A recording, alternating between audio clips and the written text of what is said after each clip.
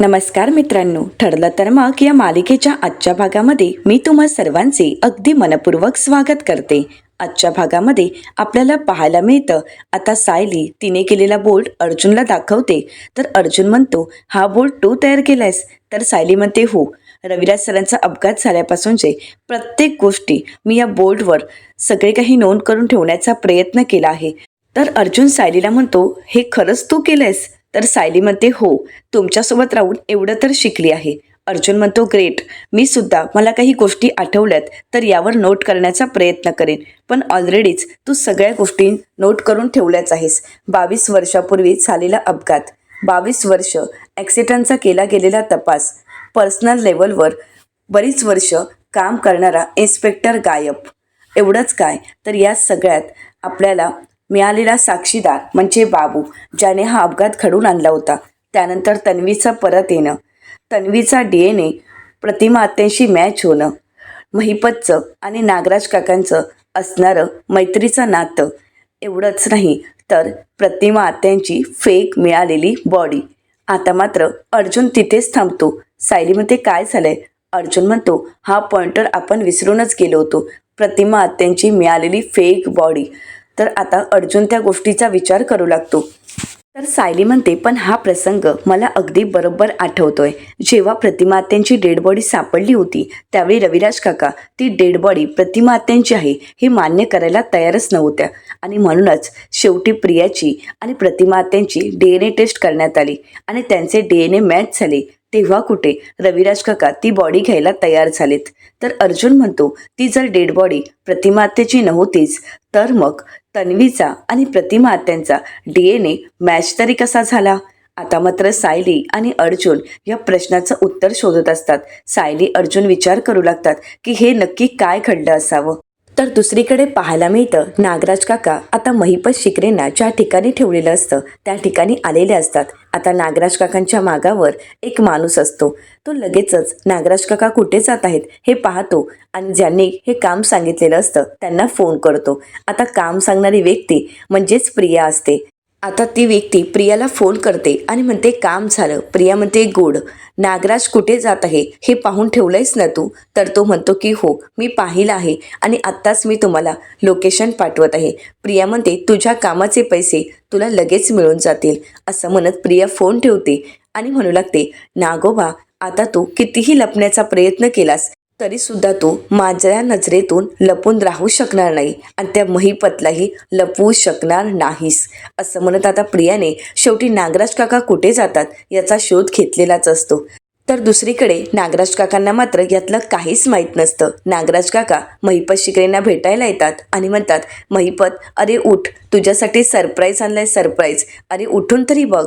असं म्हणत आता महिपत शिकरेंना उठवण्याचा प्रयत्न करतात. महिपत शिकरेंना उठायलाही जमत नसतं. आता नागराज काका त्यांना जबरदस्तीनेच उठून बसवतात आणि म्हणतात, अरे महिपत, तुझ्यासाठी एक गिफ्ट आणलं आहे, सरप्राईज गिफ्ट, बघायचं आहे का तुला? असं म्हणत ते साक्षीचा व्हिडिओ दाखवतात. साक्षीची ती तडफड महिपत शिकरे पाहतात. साक्षी म्हणू लागते, अण्णा तुम्ही कुठे आहात? परत या अण्णा, मला खरंच खूप त्रास होतोय, मी नाही जगू शकत अण्णा, परत या. आता मात्र महिपत शिकरेंनाही खूप त्रास होऊ लागतो. नागराज काका म्हणतात, मला एक सांग महिपत, जर अशी हेडलाईन आली तर, म्हणजे तुझ्या या लेकीचं सत्य सर्वांना कळालं तर, साक्षी शिकरे म्हणजे समीरा शेख जिवंत आहे. आता मात्र महिपत शिकरे रागानेच नागराज काकांकडे पाहतात. तर नागराज काका म्हणतात, यापेक्षाही भयंकर न्यूज आली तर, म्हणजे समीरा शेख यांचा राहत्या घरी अचानक मृत्यू आणि 6 दिवसानंतर कुजलेली डेड बॉडी हाती. आता मात्र महिपत शिकरेंची खूप तडफड होऊ लागते. ते स्वतःला सोडून घेण्याचा प्रयत्न करत असतात. त्यांची ती तडफड पाहून नागराज काका म्हणू लागतात, काय झालं महिपत, होते ना तडफड? आता वाटतंय ना की आपल्या लेकीला जाऊन भेटावं, आपल्या लेकीला वाचवावं? मग तर महिपत शिकरे म्हणतात, कितीतरी दिवसानंतर मी माझ्या लेकीचा फोटो पाहिला आहे, कितीतरी दिवसानंतर तिचा आवाज ऐकला आहे आणि नागराज शेठ, तू असा गैरफायदा घेणार आहेस का त्याचा? तर नागराज काका म्हणतात, नाही रे, मी तर तिचा नागराज अंकल आहे, मग मी का तिचा गैरफायदा घेईन? पण महिपत शिकरे, एक गोष्ट लक्षात ठेवायची, जर तू तोंड उघडण्याचा प्रयत्न केलास तर मग तर आता महिपत शिकरे म्हणतात, नागराज शेठ तुम्हाला काय हवंय ते बोला, काय हवंय ते मी द्यायला तयार आहे, पण माझ्या लेकीला प्लीज हातही लावू नका. नागराज काका म्हणतात, आत्ता आलास मूळ मुद्द्यावर. आता ऐक, एक गोष्ट कायम लक्षात ठेवायची, मी ह्या सगळ्यामध्ये होतो किंवा 22 वर्षापूर्वी दादाचा अपघात मी घडवून आणला हे तू कोणाला सांगणार नाहीयेस, ना प्रतिमा वहिनीला, ना दादाला किंवा ना पोलिसांना. तुला तुझं तोंड बंद ठेवावं लागणार आणि जेवढी वर्ष तू तुझं तोंड बंद ठेवणार तेवढी वर्ष तेवढे दिवस हा नागराज अंकल तुझ्या लेकीच्या पाठीशी खंबीरपणे उभा असणार, तिची साथ देणार, हा माझा शब्द आहे. पण ज्या दिवशी तू तोंड उघडशील त्या दिवशी असाच एक व्हिडिओ तुला पाहायला मिळणार आणि तुझ्या लेकीचा तो शेवटचा दिवस असणार. आता मात्र महिपत शिकरेंना नागराज काकांचा खूप राग आलेला असतो. नागराज काका म्हणतात, आता तू विचार कर की नक्की काय करायचं, असं म्हणत ते निघून जातात. तर इकडे महिपत शिकरे म्हणू लागतात, साक्षी बाळा तू काळजी करू नकोस, तुझा बाप तुला काहीच होऊ देणार नाही. जोपर्यंत मी जिवंत आहे तोपर्यंत तुझ्या केसालाही धक्का लागू देणार नाही. एकदा का तुझा बाप इथून सुटला की मग बघ या नागराजला दगडाने ठेचून ठेचून मारेल. आज तुला त्याने रडताना पाहिलाय, आज मला इथे त्याने बांधून ठेवलंय, पण या सगळ्याचे परिणाम त्याला भोगावेच लागतील. आता महिपत शिकरे खूप चिडलेले असतात. त्यांना नागराज काकांचा खूप भयंकर राग आलेला असतो. काही करून याचा बदला घ्यायचा हे महिपत शिकरेने अगदी पक्क ठरवलेलं असतं. तर दुसरीकडे सुभेदारांच्या घरी सायली अर्जुनला म्हणते, ज्यावेळी प्रतिमा आत्यांची डेड बॉडी सापडली होती त्यावेळी सगळ्यांनाच खूप मनस्ताप झाला होता. या सगळ्यांनाच खूप वाईट वाटत होतं की प्रतिमा आत्या या जगात नाहीत. तर अर्जुन म्हणतो, पण ज्यावेळी प्रतिमा आत्या घरी आली त्यावेळी मात्र आपण या गोष्टीचा विचार केला होता की ती डेड बॉडी कोणाची होती. सायली म्हणते, हो, पण त्यावेळी रविराज काकांनी आपल्याला थांबवलं आणि म्हणालेत की या सगळ्याने आपल्याला त्रास होईल आणि तसंही आता प्रतिमा घरी आली आहे ना, मग हा विषय इथेच संपूया आणि आपल्या हातून एका अनोळखी महिलेवर अंत्यसंस्कार झाले ते आपलं पुण्यच समजायचं आणि हा टॉपिक इथेच संपवायचा आणि म्हणूनच आपण सर्वजण तिथेच थांबलो. अर्जुन म्हणतो, हो, कारण आपल्याला त्यानंतर खूप आनंद होता की आपली प्रतिमा आत्या परत आली आणि कोणतीही निगेटिव्हिटी नको, म्हणूनच आपण या सगळ्याचा शोध थांबवला. तर सायलीमध्ये पण आता आपल्याला शोधून काढायलाच हवं की तो मृतदेह नक्की कोणाचा होता आणि त्या मृतदेहाशी प्रियाची DNA टेस्ट मॅच कशी झाली, कारण ज्यावेळी आपण रिपोर्ट पाहिले त्यावेळी ते DNA रिपोर्ट दोघांचेही मॅच होते. तर अर्जुन म्हणतो, हो, आता आपल्याला या सगळ्याचा शोध घ्यावाच लागेल, कारण DNA मॅच झाले याचाच अर्थ ते रिपोर्ट कोणीतरी मॅनेज केले होते. हे सगळं काही कोणीतरी मुद्दामहून घडवून आणत होतं. या सगळ्याशी कोणाचा तरी काहीतरी नक्कीच संबंध आहे की त्याला हे दाखवून द्यायचं होतं की ही प्रतिमा आत्याच आहे आणि त्यासाठीच हा रिपोर्ट मॅनेज केला होता. पण कोणी, असं म्हणत सायली अर्जुन विचार करू लागतात. तर अर्जुन सायलीला म्हणतो, हे सगळं काही तन्वी नक्कीच करू शकते, तेवढी ती मजल गाठूही शकते, परंतु शेवटी एखाद्या अनोळखी बाईसोबत DNA रिपोर्ट मॅच करण्यात तन्वीचा काय फायदा असेल. आता सायली म्हणते, मलाही तेच कळत नाहीये की हे नक्की कोणी केलं असावं. म्हणजे अशी एखादी व्यक्ती आहे की तिला वाटत होतं की हे सत्य कोणालाही कळू नये आणि प्रतिमा आत्यांचा शोध तिथेच थांबावा. तर अर्जुनच्या लक्षात येताच अर्जुन बोर्डकडे येतो आणि म्हणू लागतो, म्हणजे फिरून फिरून हे प्रकरण महिपत शिकरेपर्यंतच येत आहे. मला तरी वाटतंय की महिपत शिकरे त्यावेळी घाबरला असेल. त्याला वाटलं असेल की सिनियर प्रतिमा आत्याचा शोध घेतोय आणि यामध्ये जर त्याला काही सापडलं तर आणि आपलं नाव पुढे आलं तर, या भीतीने कदाचित हे सगळं काही महिपत शिकरेने जर केलं असेल तर, आणि म्हणूनच महिपत शिकरेने हे सगळं काही मॅनेज केलं असावं. तर सायलीमध्ये अगदी बरोबर आहे. जी गोष्ट आपल्याला आत्ता कळाली आहे तीच गोष्ट जर रविराज काकांना त्यावेळी कळाली असती तर या भीतीनेच महिपत शिकरेने हे सगळं काही बदलून ठेवलं. म्हणजे प्रतिमा आत्यांची खोटी डेड बॉडी, त्यानंतर प्रियाचा DNA मॅच करणं, हे सगळं काही त्यांनी त्यासाठीच मॅनेज केलं असावं. तर अर्जुन म्हणतो, हा मिस्ट्री मॅनसुद्धा यामध्ये सामील असणार, कारण त्याने सुपारी दिली, मग त्याचं सत्य समोर येऊ नये आणि म्हणूनच त्याने प्रतिमा आत्यांची खोटी डेड बॉडी तयार केली, प्रियाचे खोटे DNA रिपोर्ट तयार केलेत. हे सगळं काही मिस्ट्री मॅन आणि महिपत शिकरे यांचंच प्लॅन असू शकतं. तर सायलीला आता एक महत्त्वाचा पॉईंट आठवतो. सायलीमध्ये सुमन काकूंना असं वाटतंय की नागराज काकांना महिपत शिकरेमुळे सगळ्या गोष्टी कळतायत. याचाच अर्थ ती डेड बॉडी प्रतिमा आत्यांची नव्हती हे सत्य सुद्धा महिपत शिकरेंकडून नागराज काकांना अगोदरच जर कळालं असेल तर त्यांना हे सत्य अगोदरच माहीत असेल का? आता अर्जुनच्या सगळं काही लक्षात येतं. अर्जुन म्हणतो नागराज काकाने अजून काय काय लपवून ठेवलंय ते त्यालाच माहिती, परंतु या सगळ्याचा राग तो सुमन काकूंवर काढतोय. तर सायली म्हणते आपण त्यांच्यावर लक्ष तर ठेवणारच आहोत, परंतु आपल्याला या प्रकरणाच्या मुळाशी जावंच लागेल. त्यासाठी अगोदर आपल्याला सुपारी देणाऱ्या व्यक्तीला शोधावं लागेल. अर्जुन म्हणतो त्यावेळेचे सर्व पेपर सिनियरकडे असणारच आहेत. आपल्याला ते पेपर पुन्हा एकदा चेक करावे लागतील. कदाचित त्या सगळ्यातून आपल्याला काहीतरी मिळू शकतं. त्यावेळी सिनियर ट्रेसमध्ये होता आणि म्हणूनच त्याने कोणतेच पेपर पाहिले नाहीत, परंतु आपल्याला नव्याने त्या सगळ्याचा अभ्यास करावा लागेल. आणि एवढंच नाही तर ज्या हॉस्पिटलमधून ही बॉडी मॅनेज केली होती त्या हॉस्पिटलची एखादी व्यक्ती यामध्ये नक्कीच सामील असू शकते. त्या सगळ्याचा आपल्याला शोध घ्यावा लागेल. याचाच अर्थ हा होतो की या सगळ्याचा शोध आणि या सगळ्याचं आपल्याला उत्तर मिस्ट्री मॅनपर्यंत नक्कीच पोहोचू शकतं. तर सायली म्हणते उद्याच आपण रविराज काकांशी बोलूयात, कारण आपल्याला या केसमध्ये त्यांची खूप मोठी मदत होऊ शकते. अर्जुन म्हणतो हो, उद्याच आपण सिनियरला जाऊन भेटू आणि या सगळ्याबद्दल बोलणं करू. असं म्हणत आता सायली अर्जुन रविराज सरांकडे जायचं ठरवतात. तर दुसरीकडे सुभेदारांच्या घरी सर्वच जण गप्पा करत ब्रेकफास्ट करत असतात. तर सचिन म्हणू लागतो मी काल कपड्यांच्या दुकानात गेलो होतो. लहान मुलांचे कपडे मिळतात ना त्या दुकानात. तिथे गेल्यावर मी त्यांना म्हणालो की लहान मुलांचे कपडे द्या. तर त्यांनी मला विचारलं की मुलगा आहे की मुलगी. त्यांना मी म्हटलं की त्याने काय फरक पडतो, लहान मुलांचे कपडे तर सेमच असतात ना. तर अस्मिता म्हणते नाही असं नसतं.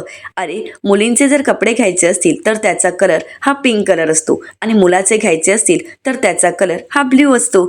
तर सचिन म्हणतो मी तर दोन्ही घेतले आहेत. आता मात्र सर्वच जण हसू लागतात. तर त्यानंतर सायली म्हणते अस्मिताताई मी तुमच्या बाळाला स्वेटर विणायला घेतला आहे ना, त्यात तर हे दोन्ही कलर आहेत. तर कल्पनाताई म्हणतात अस्मिता तुला मुलगा होऊन देत किंवा मुलगी, परंतु लाड मात्र भरपूरच होणार एवढं मात्र नक्की. आता सर्वजण हसू लागतात. सायली पाहते तर अर्जुन आलेला असतो. सायली अर्जुनला म्हणते अहो तुम्ही तिथे का उभे आहात, इथे या ना, तुम्ही नाश्ता करून घ्या. तर अर्जुन म्हणतो की हो आलोच. आता अर्जुन नाश्ता करण्यासाठी येतो. अर्जुन सचिनच्या समोरच बसतो, परंतु सचिनला पाहिल्यानंतर अर्जुनला खूप राग येत असतो. सचिनचा खोटेपणा, त्याचं दुसऱ्या मुलीबरोबर असणारं अफेअर या सगळ्याबद्दल अर्जुनला कळालेलं असतं आणि म्हणूनच अर्जुनला सचिनचा खूप राग येत असतो. तो त्याच्याकडे पाहतही नसतो. तर कल्पनाताई अस्मिताला म्हणतात अस्मिता चल लवकर नाश्ता करून घे, आपल्याला गायनेटकडे जायचं आहे. तर अस्मिता म्हणते हो मम्मा माझ्या लक्षात आहे, पण आपण जरा उशिराच निघूयात. तर आता सचिन म्हणतो मम्मा तुम्ही का जाताय, मी जातो ना अस्मितासोबत, मी आहे ना. तर आता अर्जुन रागानेच म्हणतो तू कशाला, मम्मा जाईल ना. आता मात्र सर्वच जण अर्जुनकडे पाहू लागतात. अर्जुन म्हणतो आय मीन मला असं म्हणायचंय नेहमी मम्माच जाते ना, मग त्याबद्दल मम्माला सगळंच माहीत आहे, त्यामुळे मम्मालाच जाऊ देत. तर कल्पनाताई म्हणतात अर्जुन असं काही नसतं. खरं तर गायनेककडे बाबांनी सुद्धा जायला हवं, त्यांना सुद्धा आपल्या बाळाबद्दल सगळं काही कळायला हवं. आणि आता सचिन आलाय ना मग तो जाईल. तर अर्जुन म्हणतो पण मम्मा. कल्पनाताई म्हणतात अर्जुन अरे जातोय ना तो, मग जाऊ देत त्याला. अर्जुन रागाने सचिनकडे पाहत असतो. तर सचिन अस्मिताला म्हणतो अस्मिता तू काळजी करू नकोस, यापुढे प्रत्येक वेळी डॉक्टरकडे जाताना मी तुझ्यासोबत असणार आहे, प्रत्येक चेकअपला मीच तुला घेऊन जाईन. अस्मिता खुश होते, परंतु अर्जुनला मात्र खूप राग येत असतो. अर्जुन सचिनला म्हणतो सचिन थोडा बाहेर येतोस का, मला तुझ्याशी बोलायचं आहे. तर कल्पनाताई म्हणतात अरे एवढं काय सिक्रेट बोलायचं आहे आणि एवढं काय महत्त्वाचं आहे, बोल ना इथे सर्वांसमोरच. तर अर्जुन म्हणतो नाही, सचिनचं जे ऑफिस आहे ना त्या बाजूलाच माझा एक मित्र राहतो आणि त्याचं एक काम होतं, त्याबद्दलच बोलायचं होतं. आणि इथे जर आम्ही बोलत बसलो तर तुम्ही बोर व्हाल ना, म्हणून आम्ही दोघंही बाहेर जाऊन बोलतो. तर कल्पनाताई म्हणतात बरं ठीक आहे. आता अर्जुन सचिनला बाहेर बोलण्यासाठी घेऊन येतो. इकडे सचिन मात्र पूर्णपणे घाबरून गेलेला असतो. आता अर्जुन सचिनला म्हणतो आता ही सगळे काही नाटकं बंद करायची. सचिन म्हणतो कोणती नाटकं. अर्जुन म्हणतो अस्मिताईची काळजी घेणं, तिला डॉक्टरकडे चेकअपसाठी घेऊन जाणं, ही जी काही नाटकं आहेत ना ती इथेच थांबव. तर सचिन म्हणतो नाही अर्जुन ही माझी नाटकं नाही आहेत, मी खरंच अस्मीवर खरंच खूप मनापासून प्रेम करतोय आणि जे काही करतोय ना ते अगदी मनापासून करतोय. अर्जुन म्हणतो हो तुझ्या या बोलण्यावर माझा अजिबातच विश्वास नाही. सचिन म्हणतो मला माहीत आहे मी भरकटलो होतो, माझ्या हातून चूक झाली, परंतु ती माझी पहिली आणि शेवटची चूक होती. अर्जुन खरंच मला माफ कर, मी किती वेळा सॉरी बोलू सांग ना. अर्जुन म्हणतो, तू सॉरी बोलायची काहीच गरज नाही, कारण तू जे काही केलंयस ना ते मी प्रत्यक्ष पाहिलं आहे. त्यामुळे आता तुझ्यावर विश्वास ठेवणं खरंच कठीण आहे. आता हे सगळं काही सायली लांबूनच पाहत असते. नक्कीच काहीतरी वाद होत आहेत हे सायलीच्या लक्षात येत असतं. तर इकडे अर्जुन म्हणतो, यापुढे जर तू त्या मुलीला भेटण्याचा प्रयत्न केलास ना तर मी तुला सोडणार नाही. सचिन म्हणतो, नाही, यापुढे तुला माझ्यात कधीही दोष सापडणार नाही. आत्तापासून डिलिव्हरी होईपर्यंत मी अस्मिता सोबतच असणार आहे. मी, अस्मिता आणि माझं बाळ. तर आता अर्जुन म्हणतो, त्यानंतर? तर सचिन म्हणतो, त्यानंतर सुद्धा मी माझ्या बाळाची आणि अस्मिताची अगदी मनापासून काळजी घेईन. मी त्यांना एकटं नाही सोडणार.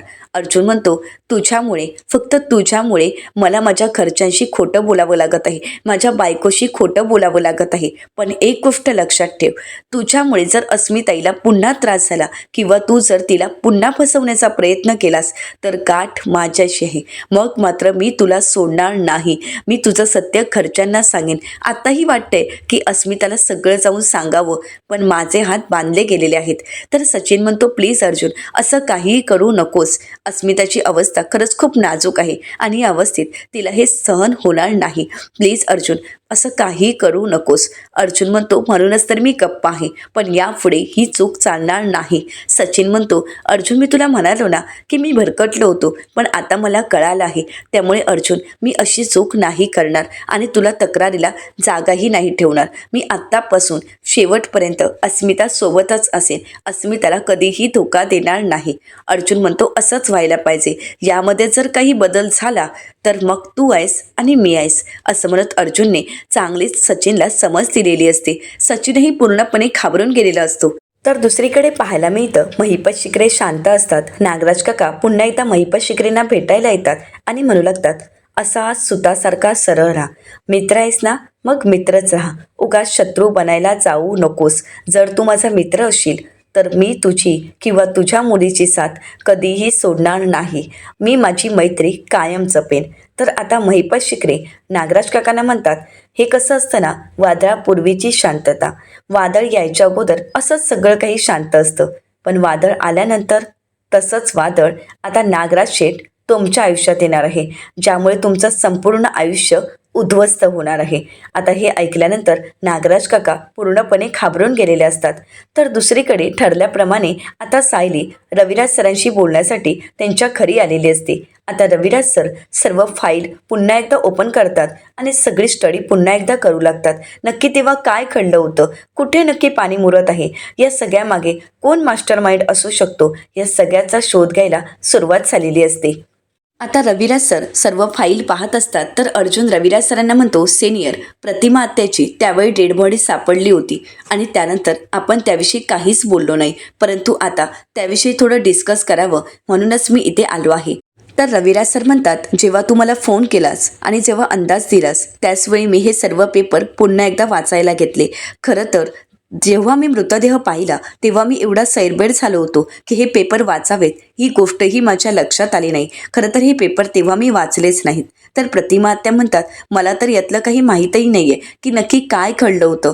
तर सायली म्हणू लागते, त्यावेळी पूर्णा आजी, बाबा किंवा रविराज काका कोणाचीच ती मनस्थिती नव्हती की हे सगळं समजून घ्यावं. सर्वजण त्यावेळी खूप त्रासात होते आणि ते दिवस खरंच खूप कठीण होते. रविराज सर म्हणतात, हो, ते दिवस तर कठीण होतेच, परंतु ज्यावेळी तू पुन्हा घरी आलीस त्यावेळी आम्हाला कळालं की तो मृतदेह फेक होता, तो कुठल्या दुसऱ्याच व्यक्तीचा होता.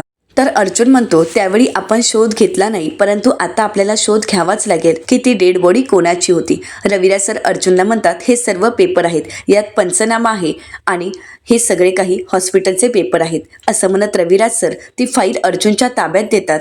आता अर्जुन ते सर्व पेपर चेक करतो आणि त्यानंतर त्याला सापडतं ते म्हणजे DNA रिपोर्ट. अर्जुन म्हणतो, सिनियर, हे बघ, DNA रिपोर्ट म्हणजे यात सुद्धा नक्कीच काहीतरी गडबड झाली असावी. प्रतिमा त्यांची डेड बॉडी नसूनही तन्वीचे DNA मॅच केले गेले आहेत. तर सायली म्हणते, म्हणजेच मैनावती आणि सदाशिव यांच्या रिपोर्टमध्ये जसा अदलाबदल करण्यात आला तसंच इथेही घडलं आहे. तर अर्जुन म्हणतो, हो, अगदी करेक्ट. तर त्यानंतर अर्जुन रविराज सरांना म्हणतो, सिनियर, बघ ना, तुझ्या हे सगळं काही लक्षात येईल, कारण ज्यावेळी DNA रिपोर्टसाठी सॅम्पल कलेक्ट केलं गेलं त्याचा टायमिंग, वेळ वेगळा आहे आणि त्यानंतर सबमिट केल्याची तारीख आणि वेळ वेगळा आहे. या दोन्ही तारखांमध्ये आणि वेळेमध्ये खूप फरक आहे आणि यावरूनच लक्षात येते की हे सगळं काही मॅनेज केलं गेलं आहे आणि हे पेपरसुद्धा फेक वाटत आहेत. तर रविराज सर म्हणतात की हो, त्यावेळी आम्ही पुन्हा एकदा रीचेकिंगसाठी अर्ज केला होता, परंतु ती मागणीसुद्धा फेटाळण्यात आली आहे आणि त्या पेपरमध्ये खूप मोठा गोंधळ दिसत आहे. अर्जुन आणि रविराज सरांच्या सगळं काही लक्षात आलेलं असतं. खरं तर हे पेपर आत्ता बघितल्यावर लक्षात येते की काहीतरी गोंधळ केलेला आहे, परंतु त्यावेळी जर हे पेपर पाहिले असते तर तेव्हाच मला सगळं काही सत्य कळालं असतं. पण त्यावेळी प्रतिमाच्या मृत्यूची जी काही बातमी पसरली होती ते मला सहन होत नव्हतं, त्यामुळे खूप त्रास होत होता आणि या सगळ्यामुळे मी ह्या सगळ्याकडे दुर्लक्ष केला. मी साधीही फाईलही उघडून पाहिली नाही. रविराज सरांचं हे बोलणं ऐकताच अर्जुन म्हणतो, सिनियर, त्यावेळी तू खूप इमोशनल झाला होतास, त्यावेळी तुला खूप त्रास होत होता, परंतु याच इमोशनलचा आणि याच संधीचा कोणीतरी फायदा घेतला आणि हे सगळं काही त्याने मॅनेज केलं आहे स्वतःच्या फायद्यासाठी. तर सुमन काकू एक महत्त्वाच्या पॉईंटची आठवण करून देत म्हणतात की व असंही असू शकतं की त्या व्यक्तीला अगोदरच माहीत असू शकतं की वहिनींची डेड बॉडी, त्यांचा मृतदेह पाहिल्यानंतर तुम्ही हा विचार करणारच नाही आहात किंवा कोणतेही पेपर पाहणारच नाही आहात.